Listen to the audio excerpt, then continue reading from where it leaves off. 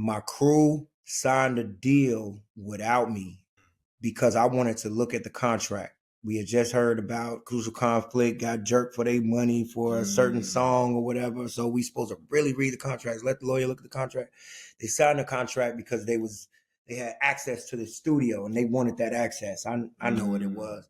That was really me seeing how the industry puts the carrot in front of you and make you forget about the important things. Wow, yeah. And so I didn't sign with them. And so we broke up right there. Wow.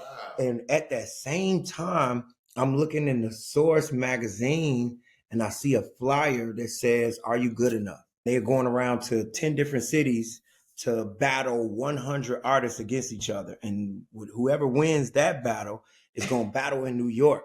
Long story short, I went to the battle at George's Music Room and you couldn't cuss. I wrecked my competition and I got the flight to New York City. I ended up battling Proof though for the title. Proof, Eminem's boy, right? Who was in 8 Mile and all that. When I got to New York, I was on some Rocky. I'm running up the steps of the Marriott Marquis, getting my breath control ready, saying my rhymes. Yeah. Proof is at the Source headquarters. And that's when I learned politics and the other side of the game that's not talent. And I learned that the game is 5% talent, 95% business. Wow. And I put 95% of my effort in the talent.